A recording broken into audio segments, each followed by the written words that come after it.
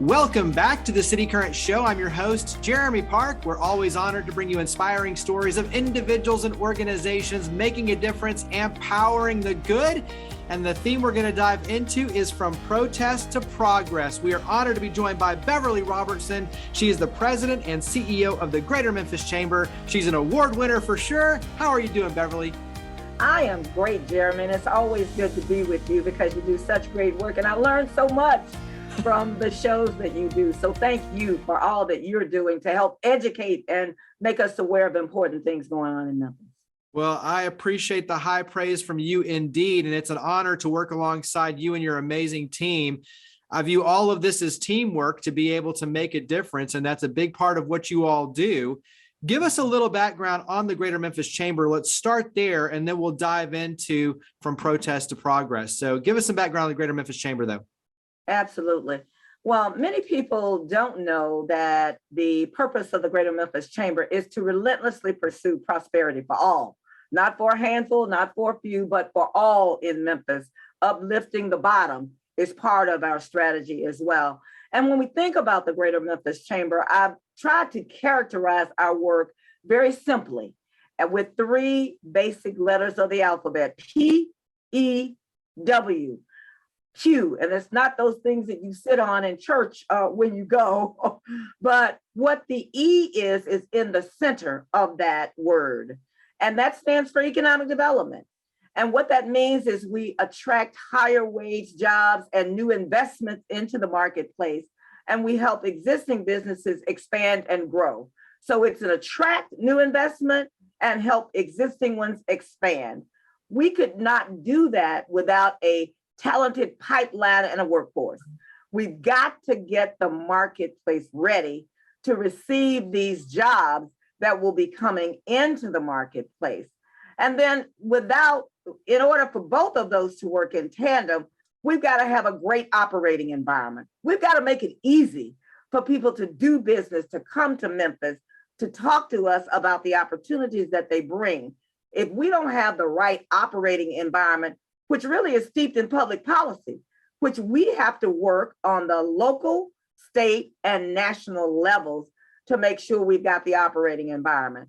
So Q, economic development, workforce development, public policy. The easy way to remember the work of the Greater Memphis Chamber. Well, and just like you're talking about, you have to be working on all fronts. It's a holistic approach. And it's a chicken or the egg. It's like you have to be doing everything, because to be able to attract the right companies, you have to have the right policy in place. You have to have the right workforce in place, and then vice versa. It's like, so it's all the things working together, like you said, in tandem that create the vibrant community and the opportunities for all of us to thrive. A big component of what you do is focused on small businesses. I think people get the misperception many times that it's the FedExes and AutoZones, which it is, but you do a lot with all businesses of all sizes. Talk about kind of the way the Greater Memphis Chamber is made up in the DNA. Absolutely. 89%, and let me say that again, 89% of our membership is small business. Only 11% are the larger businesses. Now, obviously, the larger businesses can contribute more to the lifeblood of the chamber, but the small businesses are no less important because they fuel our economy. And guess what? Small businesses become large businesses. So we cannot marginalize or minimize the impact that they will have. And we've got to focus on helping them understand and grow their footprint in the marketplace, because, FedEx started out small, but look at it now, it's a global giant. I feel that same way about paying attention to the needs of small business. So we've done a business resilience plan around the pandemic because we learned early on that they couldn't pay their memberships. We kept them on board because we wanted them to still receive information. But more importantly, we developed a plan in concert with the businesses to help them understand how they can best navigate another pandemic or act of God that comes along in the future. They don't have to close or shutter their businesses. They have a guide to help them keep things open. And then we have a women's business council, a small business council, where on an ongoing basis, we help them be informed about the future of work. or the pandemic and how it impacts them, or how they can get proper financing for their business. So we have a series of information sessions that are targeted exclusively to small businesses. And that's why I think this is important, is you do so much on so many different fronts and tying all those pieces together to really be able to move our community forward. Last question before we switch over and talk about from protest to progress. Give us some of the things that put a smile on your face. You've had some really big wins in terms of playing a pivotal role for our community in some of these big economic development projects and big businesses looking at our region. What are one or the two that put a smile on your face in terms of what's really coming, big for our community? Well, what everybody's talking about now is the big acquisition of Ford, securing them. I had a great team working on that. We worked with folks in the West Tennessee region to be able to land Ford. We provided lots of data for them, which they needed to be able to help them make a decision about it. And even before that, a couple of years ago, we were lobbying to get the mega site ready infrastructure-wise, so that anybody who looked at us and looked at St. Louis and Atlanta, if they had an infrastructure ready site and we didn't, we were not going to be viewed in the same way. So landing Ford will be a game changer for West Tennessee, period, and especially for Memphis. The key to this is having a workforce that is ready to assume these jobs. And many of those jobs are going to be steeped in technology, in robotics. And so we've got to understand that we need to start that education, not just when they get to be seniors. We got to start it early on so that we are growing an audience of young people who can come out of high school, receive certifications, don't necessarily have to have a 4-year education. And we can stand up at the end of that jobs that pay $70, $60, $70, $80, $90,000 a year. So getting them ready. The other thing that puts a smile on my face is the fact that I see all these young people coming into Memphis, coming from places outside of the marketplace with fundamental skills that are necessary to help us move this market forward. We have now more projects in our pipeline than we've had in the last 20 years. If people don't understand that Memphis is on the move, they need to ask us about it, because we can tell them that companies are coming by leaps and bounds looking at Memphis because of our locations, our assets, our road, rail, river, runway. They're looking at having a great workforce because we are collaborating with our training partners. What I love is that the chamber is working with training partners all across the spectrum to say, let's work together. We need a one-stop shop. We need to have these credentialing programs. We need students in high school to be able to do on-the-job training, leave school and do that. So we need sort of that dual diploma where they can get academically trained, but also they get on-the-job experience. So there are a lot. I gave you more than 2 things that made me happy, but I'll take them. I'm really excited about where Memphis is going. Jeremy, I would say this to the listeners. This is our time, and we've got to carpe diem, seize the day. We cannot be slow about it. So the chamber is not walking into this space. We're running into this space because we know that if we can train people for these jobs, it is a generation shifter. It is a legacy builder. It is a changer for the marketplace for the future of where Memphis will reside. So those are the things that make me excited. Those are the things that wake me up. Those are the things I think about every day that I come into that office or I work from home remotely. This is what excites me and keeps me moving forward as it relates to this great city that we live in. And the beauty is we could do a whole show just on that alone. So, we'll have to have a regular thread with Beverly Robertson for sure. So let's switch over and talk about from protest to progress. And we've known you for a long time.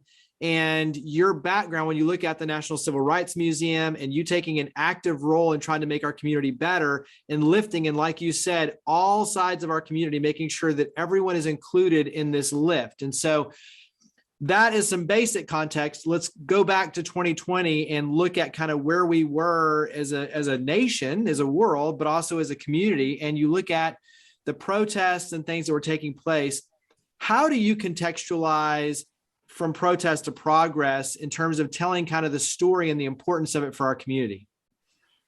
One of the things I have realized, and sometimes I don't think business is as aware of it, is that we have a very strong activist community here, very strong, very involved with sanitation workers, Dr. King, Black Lives Matter, bridge closure, all of that. We have people who, if they believe a certain way, they stand by the courage of their convictions. And many times those voices are not always highly regarded and highly respected. And I think it's because sometimes people don't really understand the issues and don't seek to understand clearly what those voices are really saying and what they're really contributing. But what is so important about what we did with Protest to Progress is the fact that we acknowledge that you cannot attract anybody if your city's on fire, if there is chaos, total chaos in the streets. People who live in markets that experience that are now looking at where they can go. Where else can they operate? So the interesting thing is we took a proactive position when the first march took place and a store window was broken, called the mayor and said, "Mayor, can we help you?" He said, "Absolutely." And we met not long after that, had several other people at the table. And I said to the mayor, "Mayor, what can we do?" He said, "Well, I'm not sure." I said, "Well, why don't you talk to the activists? Why don't you convene them, talk to them, hear their voices and see what their issues really are?" And he said, "Okay." And he decided that he would talk to one of the activists and would work with one of the activists on an issue, which made the others feel some kind of way about that, Jeremy. They weren't really happy about it. And so the next time I met with the mayor, I said, "Mayor, do you mind if I convene all of them at the National Civil Rights Museum?" And so that is exactly what I did. I convened leaders of the business community. And I will tell you something. It took a lot of courage for the business leaders to come together with the activists because they didn't know what to expect. They'd never done that before. They thought that maybe people would be enraged and they'd be shouting and screaming at them or marginalizing their company and the work that they do in the marketplace.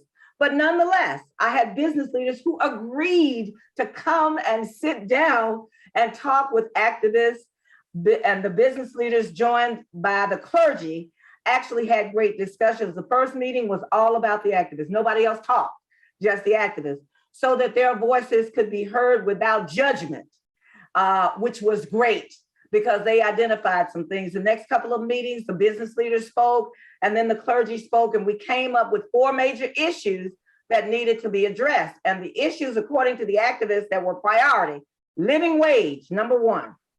The second issue was community reinvestment, and transportation was number 2. Number 3 was corporate and community board involvement. In other words, activists felt like they didn't know enough about how can I be on a corporate board? How can I get on a community board? I want to get deeper engaged in the community. And the fourth one was MWBE contracting, which we've struggled with some in this marketplace. So those were the 4 primary issues. And the interesting thing, Jeremy, is that 2 business leaders led each one of these major areas, and activists could be in multiple sessions if they chose to be. At the end of the day, the outcomes included the development of specific plans or action steps that needed to be engaged in order to execute, driving that living wage discussion or driving that community reinvestment strategy. Once that plan was done, we ran it by our chairman circle, our highest level of investors, and our board approved it for us to move forward on the execution. And the execution wasn't all the chamber, but it was a series of partners that we worked with. So it wasn't just us in a vacuum. We worked with other organizations that were involved in these specific areas so they could help to inform us and tell us, here are the things I need for you to do to provide support for transportation. I need for you to lobby county commission. I need for you to go to DC, to help us get some of this federal money. So these strategies, these action steps were going to be executed partially by us, partially by our partners, But the key thing is we wanted to hold the chamber accountable. I did. And so what we said is we will report back to the community in 6 months and then a year. So twice a year, we report on how we're doing and how accountable we've been and the actions that have been taken. And I will tell you something, Jeremy, out of this process. We learned a lot. One, business leaders learned that not all activists are those folks that only shout and scream, that they have legitimate positions that need to be heard. Number two, not all activists are just people from the streets. There are PhDs that sit at the table. Several PhDs were engaged in the data and the metrics and defining living wage and benefits cliff issues that exist in the marketplace. Number three, that led the business leaders to have a higher measure of respect. They understood the passion that these community leaders, these activists really have about the things that they view as important for their community. So what came out of it was a great deal of respect. New relationships were established. In fact, one of the activists invited me and Gary Shorb to participate on a forum, community forum that he had, but he wanted to make sure the voices of businesses was at his table. So I think so much happened that was positive. And also, Memphis did not erupt in violence.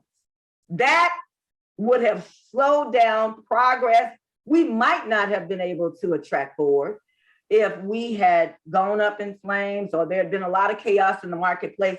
So I have recognized, and I recognized early on, you can't do economic development in the midst of chaos.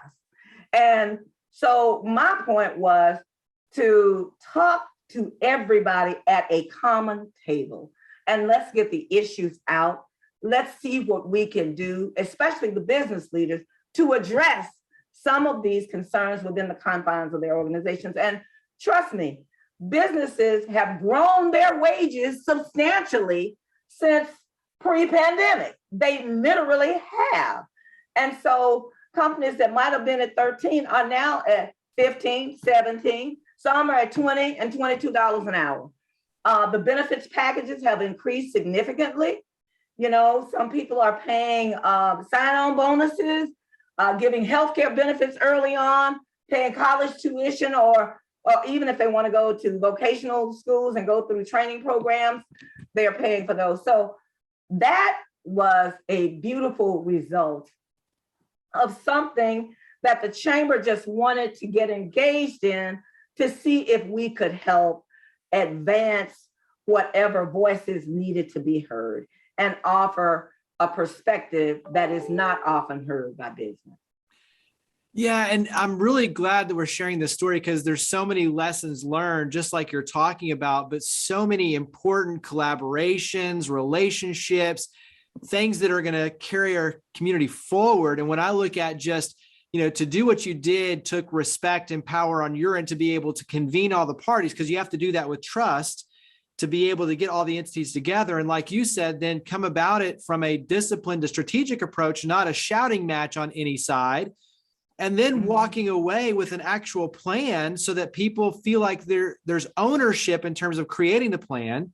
They're doing it together. And like you said, all voices were a part of it, not just one side or the other. It's all parts coming together.